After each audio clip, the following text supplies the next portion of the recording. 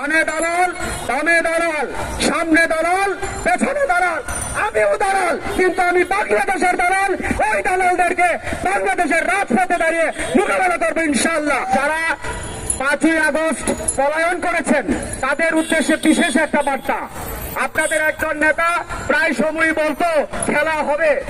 আপনাদেরকে বলতে চাই, এই যে গুপ্ত হত্যা আপনারা চালাচ্ছেন, যদি খেলতে চান তো রাজপথে আসেন। বাংলাদেশের ছাত্র জনতা আবারও আপনাদের সাথে খেলতে প্রস্তুত আছে।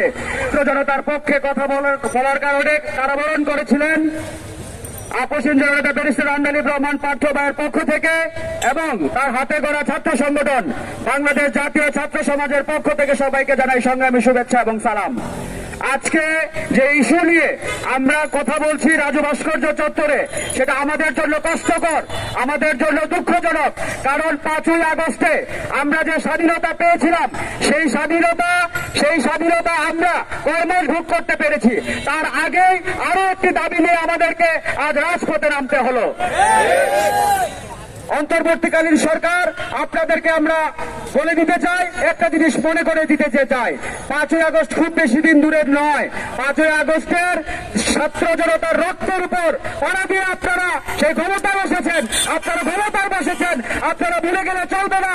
সেই 5ই আগস্টের গণ অভ্যুত্থানের মাধ্যমে আজকের আপনাদের সেই অন্তর্বর্তীকালীন সরকার।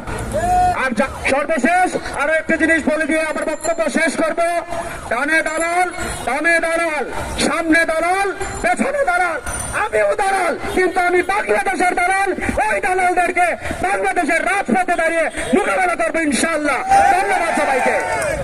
সেই প্রশাসন এখন আছে, এই প্রশাসন এমনও করেছে মৃত মানুষকে বের করে মামলা দিয়েছে। আমরা এলাকায় প্রোগ্রাম করতে পারি নাই, এলাকায় থাকতে পারি নাই, আমাদেরকে বের করে ধরে নিয়ে আসতো। থাকতাম এক জায়গায়, মামলা হতো এক জায়গায়, অ্যারেস্ট করে নিয়ে আসতো।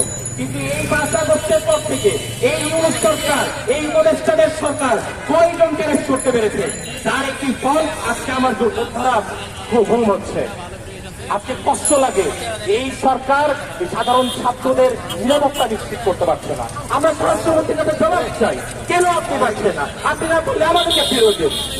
আপনাদেরকে আমরা এখানে বসিয়েছি, আমরা রাষ্ট্রকে রক্ত দিয়েছি, আমরা আন্দোলন সংগ্রাম করেছি। এই সংগ্রাম করে আমরা একটি সুন্দর বাংলাদেশ করতে চেয়েছিলাম, একটি সুস্থ বাংলাদেশ করতে চেয়েছিলাম। ফল দেখুন, আমার ভাই আবারও আপনাদেরকে জবাব দিতে হবে। ঠিক কত সময়ের মধ্যে আপনাদেরকে সময় মেনে নিতে হবে, ঠিক কতটুকু সময় গেলে আপনারা আমাদের নিরাপত্তা নিশ্চিত করতে পারবেন।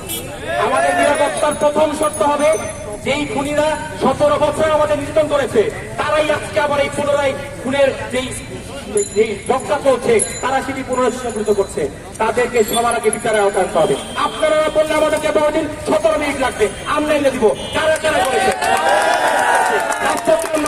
17 বছর আমরা ছিলাম, আমরা আন্দোলন সংগ্রাম করেছি, আমরা এনে দিব। তারা কোন জায়গায় খুন করছে আমাদের কাছে সব আছে, না পারলে আমাদের যে দায়িত্ব নেই। একটি কথাই বলতে চাই, আমার ভাইয়ের রক্ত বৃথা যেতে দিব না। বেসরকারি বিশ্ববিদ্যালয়ে শিক্ষার্থীবৃন্দ, শিক্ষার্থী ভাইদের আপনার নিপীড়নে পাবে, তাদেরকে আপনার গুপ্ত হত্যা করা হচ্ছে। সুতরাং আমরা একটি কথা স্পষ্টভাবে বাংলা জাতীয় ছাত্র সমাজ বলে দিতে চাই, আপনারা গুপ্ত হত্যার সুষ্ঠু তদন্ত করে বিচারের দাবি আমরা করছি। এবং কি বাংলা জাতীয় ছাত্র সমাজ আমরা চাই যে সকল আওয়ামী লীগ ফেসিবাদ তারা বিগত 17টি বছর তারা নিপীড়ন ভাবে আমার ছাত্র সংগঠন বিএনপি, জামাত, বাংলা জাতীয় পার্টি, বিজেপি যাদেরকে নিপীড়ন চালিয়েছে, সকল ক্রিয়াশীল সংগঠনের নেতা কর্মীদের নিপীড়ন চালিয়েছে, তাদের সকলকে সুষ্ঠু বিচারের মাধ্যমে তারা গ্রেপ্তার যেন করে। এবং কি আমরা এটাও জানতে চাই যে এত পুলিশ অফিসার যারা এই আন্দোলনের সাথে সিলিয়ার কিলিং করছে তাদেরকে কেন বরখাস্ত করা হচ্ছে না? তাদেরকে কেন প্রমোশন দিয়ে পল্টন থানা থেকে খাগড়াছড়ি থানা পাঠানো হচ্ছে? আমরা সেটা সুষ্ঠুভাবে জানতে চাই। বাংলা জাতীয় ছাত্র সমাজ, আমরা বাংলাদেশ জাতীয় ছাত্র সমাজ আগামী রাজনীতি প্রতিষ্ঠা করতে চাই ইনশাল্লাহ। সুতরাং ব্যারিস্টার আন্দালিব রহমান পার্থের নির্দেশনায় বাংলা জাতীয় ছাত্র সমাজ এই ঢাকা বিশ্ববিদ্যালয় কেন্দ্র থেকে বলে দিলাম, বাংলা জাতীয় ছাত্র সমাজ আগামীতে হবে ছাত্র সমাজের 1 নম্বর রোল মডেল ইনশাল্লাহ। আমি আমার সংক্ষিপ্ত বক্তব্য শেষ করছি। সংগ্রামী উপস্থিতি সকলকে শুভেচ্ছা এবং বাংলা জাতীয় ছাত্র সমাজ থেকে